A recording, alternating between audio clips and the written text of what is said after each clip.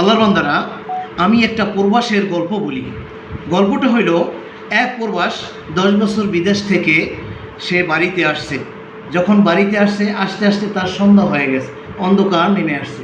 এরপরে সে অনেক কিছু কেনাকাটা করে, লাকেশ ভর্তি তার সুন্দর বিবি আছে, বিবির জন্য অনেক কিছু কেনাকাটা করে সে বাড়িতে এই জিনিসপাতি নিয়ে আসতেছে পথের মধ্যে।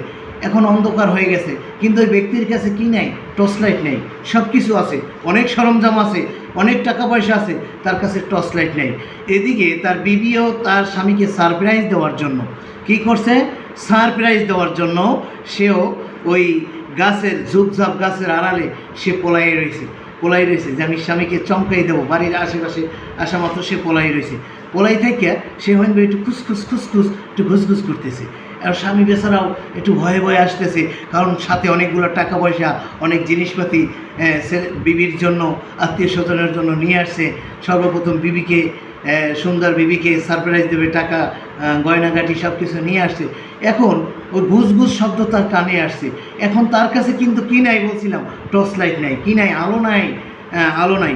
এখন ওই বিবি ওই গাছের আড়ালে একটু খুসখুস ঘুসঘুস করতেছে, স্বামীকে একটু ভয় ভয় দেখানোর চেষ্টা করতেছে, একটু মজা, মানে একটু সারপ্রাইজ দেবে, আচুকাইয়ে তাকে ঝরাই ধরবে বা এরকম কিছু একটা প্রস্তুতি নিতেছে।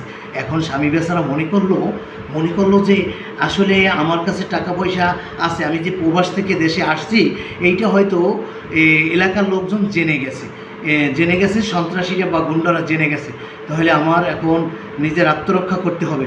সে অমনি কী করলো? 5 নম্বর একখান ইট নিল। ইট নিয়ে ওই আস্তে আস্তে জহিনে লোকজনের একটা খুসমুস আলাপ পাইয়া সে ওখানে ইটখান নিয়ে গেল। ইটখান নিয়ে ওই অন্ধকার, তার কাছে কিন্তু সব ছিল, আলো ছিল না, সে অন্ধকার, তার কাছে টর্চ লাইট ছিল না। তখন সে ওই ইট দিয়া আস্তাদারে তার স্ত্রীর মাথায় বাইরেছে, সন্ত্রাসী মনে করে স্ত্রীর মাথাকে বাইরে গিয়ে স্ত্রীকে মেরে ফেলছে, ফেতলাইয়ে স্ত্রীকে মেরে ফেলার পরে এরপরে চিল্লাপাল্লা শুনিয়া, মেয়ে কণ্ঠ শুনিয়া, এরপরে কি করছে? ঘর থেকে লাইট আইনিয়া দেখে, স্ত্রীকে ঘরে দেখে না, লাইট আইনিয়া দেখেছে তার স্ত্রীকে সে নিজেই পিটাইয়া ফেতলাইয়া মেরে ফেলছে, সুন্দর বিবিকে।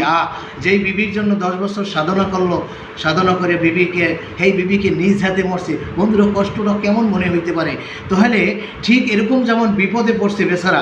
কী কারণে বিপদ পড়ছে? সামান্য একটা টর্চ লাইট না থাকার কারণে। অনেক সরঞ্জাম আছে, টাকা আছে, পয়সা আছে, মালমাত্রের অভাব নাই, টর্চ লাইটের কারণে সে বিপদে পড়ছে। ঠিক এরকম কি ওনাকে বোকা বলবেন? এরকম বোকা হয়তো আপনি আমিও।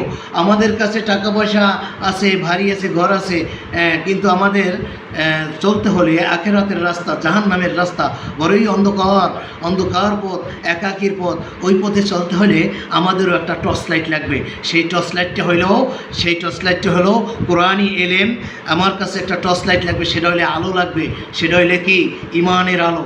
আপনার ইমান থাকতে হবে, ইমান মজবুত থাকতে হবে। আপনি যদি জান্নাতের মধ্যে ওই সুন্দর হুর গিলমন এদেরকে পেতে চান, এই 70-72 জন বিবি আপনাকে আল্লাহ তাআলা দিবে। তাহলে আপনার আলো নিয়ে চলতে হবে, ইমানের আলো, কোরআনের আলো। এই আলো আপনাকে নিয়ে চলতে হবে। আপনার একজন মুরব্বি মেনে আল্লাহ তাআলার রাস্তায় চলতে হবে। নাইলে তো ওই যে কি, আলো না থাকার কারণে সুন্দরী বিবিরে থেতলাই মারিয়া আফসোস করলে কাজ হবে না। সুন্দরী বিবিকে থেতলাইয়া না মারিয়া, এখনও আমি বলি, ইমানের আলোকে নিজেকে আলোকিত করেন, ইমানের আলো দিয়া, কোরআনের আলো দিয়া নিজেকে আলোকিত করেন।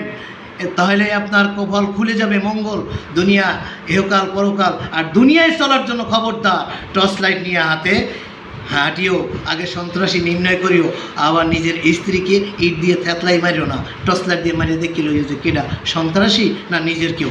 ওরকম অন্ধকারে কোনো সিদ্ধান্ত নিও না।